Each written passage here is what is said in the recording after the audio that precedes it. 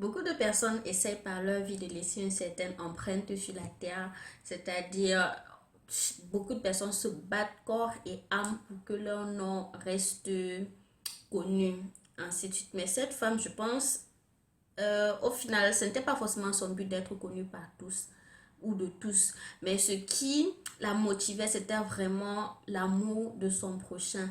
Parce que elle s'est rendue compte qu'il y avait une situation et elle a décidé d'agir. Elle a décidé de ne pas juste prier, continuer de prier, jeûner et tout, mais franchement d'agir.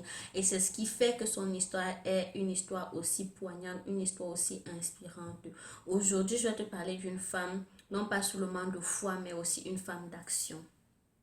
Bienvenue sur la rétro, je m'appelle Adiel.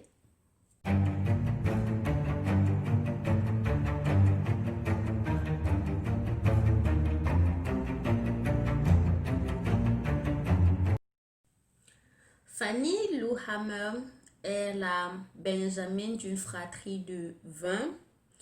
Elle est née un 17 octobre 1917 aux États-Unis, dans le Mississippi.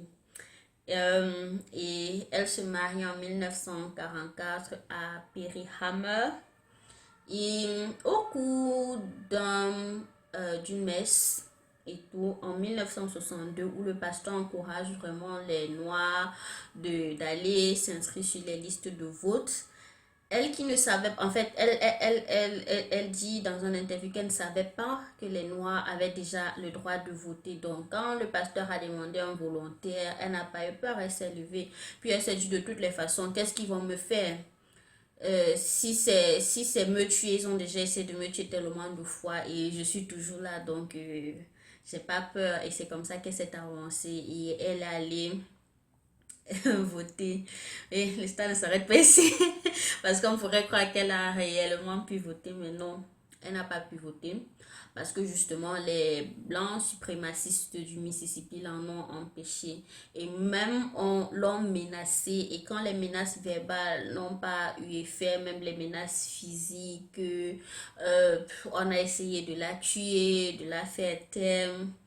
Fanny était quelqu'un qui, quand elle sait que quelque chose, en fait, qui se battait pour que la vérité soit connue, qui ne se laissait pas intimider, et quand elle avait quelque chose à dire, elle le disait, et c'est un peu son caractère là, en plus du fait, quand elle a commencé, elle s'est rendue compte qu'il y avait des blocades et tout, euh, elle a décidé elle a intégré un comité de le comité de coordination, ou bien, je ne sais pas comment je vais essayer de traduire ça en français, SNCC, Student Non-Violent Coordinating Committee. Je vais mettre la traduction plus tard. Et avec ce comité, elle a un peu voyagé dans le Mississippi, vraiment pour pouvoir éduquer les autres Noirs, pour pouvoir les encourager à vraiment ne pas avoir peur et d'essayer de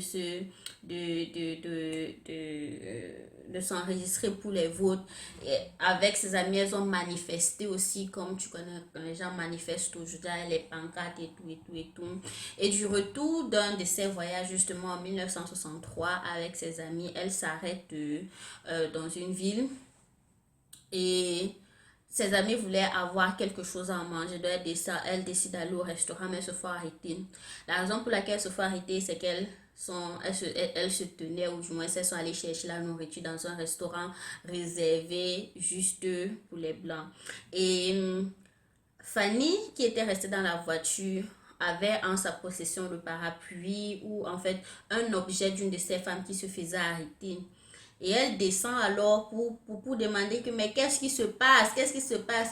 Et une femme dit que non, Fanny rentre dans la voiture. Et alors les policiers sont maintenant au courant qu'il y a une autre femme et se retournent et disent attrapez aussi celle-là.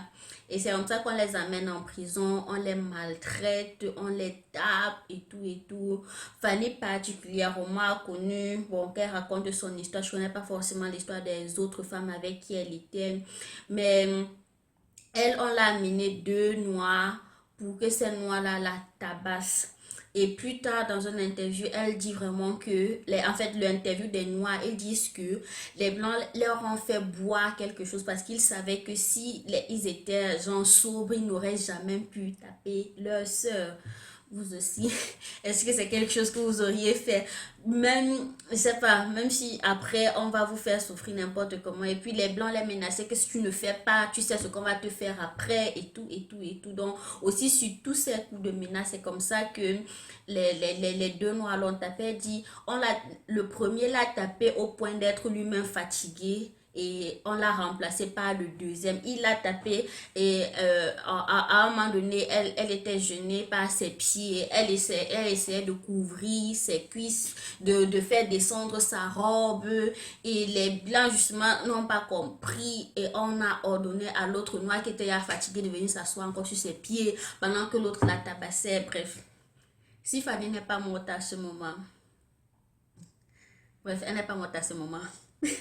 Elle n'est pas morte à ce moment, mais ça a laissé vraiment une cicatrice, non pas seulement dans sa vie, mais ça aussi augmente même encore sa ferveur pour continuer ce combat. Parce que la Constitution n'empêchait pas les Noirs de voter, mais les suprémacistes aussi.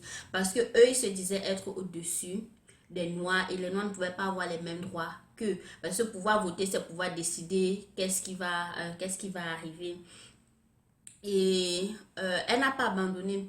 Elle a continué après cet épisode de bastonnade là, à tenir des discours, à encourager les autres noirs à voter, à militer, à faire des sorties, à manifester pour que les noirs puissent vraiment jouir de ce droit qui était déjà constitutionnel. Et c'est quelque chose euh, euh, qui a vraiment réussi et tout.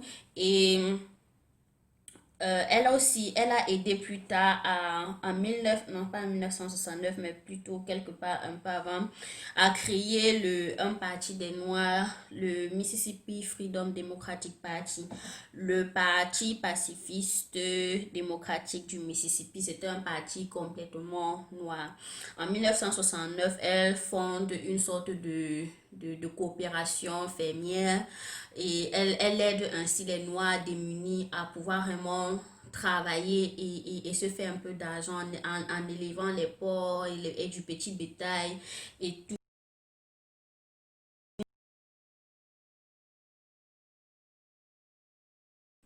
Et en 1974, bref, c'est quelque chose qui n'a pas continué. C'est assez difficile de vouloir raconter son histoire en moins de 10 minutes. Et là, j'essaie de faire le résumé. Ce que je peux dire que je retiens de sa vie, c'est vraiment cette ténacité. Il y a une de ces citations qui me fait, qui résume d'une certaine manière la raison pour laquelle elle a fait ce qu'elle faisait. Elle dit, tu peux prier autant que tu veux, au point même de t'évanouir. Mais si tu n'essayes pas de faire quelque chose, Dieu ne viendra pas te le mettre, de la mettre entre les mains. Elle dit aussi, chaque personne a vraiment la responsabilité de travailler pour voir naître une société juste et égalitaire, et c'est ce qu'elle a essayé de faire jusqu'à la fin de sa vie. La bastonnade qu'elle a reçue en 1903 l'a vraiment marqué jusqu'à la fin. 1963 l'a vraiment marqué jusqu'à la fin de sa vie parce que ça l'a laissé avec quelque chose à l'œil, des problèmes dans le corps, ainsi de suite, ainsi de suite. Là, on m'a rappelé en fait que Fanny a subi, quand elle était jeune, une hystérectomie, quelque chose dans le sang, genre une stérilisation forcée. Elle était à l'hôpital pour se faire soigner, pour se faire opérer, et les médecins en ont profité pour lui retirer l'utérus. Donc elle n'a jamais pu avoir d'enfant. Elle a adopté deux filles. Et bref, sa vie est plus marquée vraiment par ce qu'elle a fait. Et elle croyait vraiment que Dieu était avec elle et qu'il accordait sa faveur dans sa lutte pour les droits et l'acceptation des personnes de couleur comme elle. En fait, soit égaux comme tout le monde. Et moi, j'ai juste envie de t'encourager. Toi qui te demandes comment est-ce que tu peux servir le Seigneur.